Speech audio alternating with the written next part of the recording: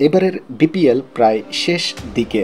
ঢাকা, সিলেট, চট্টগ্রাম ঘুরে বিপিএলের উত্তেজনা ফের আসছে ঢাকায়। তবে টুর্নামেন্ট শেষ দিকে এলেও এখনও ঠিকমতো পারিশ্রমিক পাননি বিভিন্ন দলের ক্রিকেটাররা।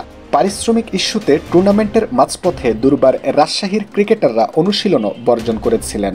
এদিকে এখন পর্যন্ত রাজশাহী সব ক্রিকেটারকে 25% টাকা পরিশোধ করেনি বলে জানা যায়। তবে বিসিবি থেকে বারবার আশ্বাস দেওয়া হয়েছিল দ্রুতই তারা বিষয়টি মীমাংসা করবে। শনিবার বিসিবির সভা শেষে বিসিবি পরিচালক মাহবুব আনাম গণমাধ্যমকে বলেন, এটা নিয়ে আলোচনা হয়েছে। ইমিডিয়েট যে সিদ্ধান্তের কথা নিয়ে বিপিএল এ গভর্নিং কাউন্সিল এবং মালিকদের মধ্যে আগামী 48 ঘন্টার মধ্যে সকলকে নিয়ে বসবো, যাতে এটা স্পষ্ট থাকে। আমার কাছে মনে হয়েছে বেশ কিছু দূরত্ব তৈরি হয়েছে, আমরা এসব দূরত্ব ক্লোজ করব।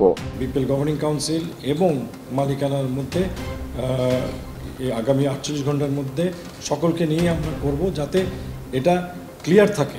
আমার কাছে মনে হয়েছে যে বেশ কিছু দূরত্ব তৈরি হয়েছে, সেই দূরত্বগুলোকে আমরা ক্লোজ করব এবং প্লেয়ারদেরকে সম্পূর্ণভাবে আশ্বস্ত রাখা দরকার, কারণ এটা যেভাবে এটাকে কন্ট্রাকচুয়াল অব্লিগেশন আছে, সেই অব্লিগেশনগুলো মিট করা। তিনি আরো বলেন, আমরা সম্প্রতি দেখছি কিছু দলের ক্রিকেটারদের পারিশ্রমিক এবং অন্যান্য বিষয়ে সমস্যা হচ্ছে।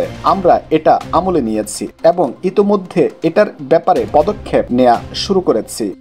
স্ট্যান্ডিং কমিটিটা দেওয়া হয়েছে, চেয়ারম্যান শুধু, আর চেয়ারম্যানদের দায়িত্ব দেওয়া হয়েছে যে এই 2 সপ্তাহের মধ্যে তারা তাদের পূর্ণাঙ্গ কমিটিটা দেওয়ার। বিপিএল এর সঙ্গে আমাদের নাম ও সম্মান জড়িত, তাই এটা সিরিয়াসলি দেখব।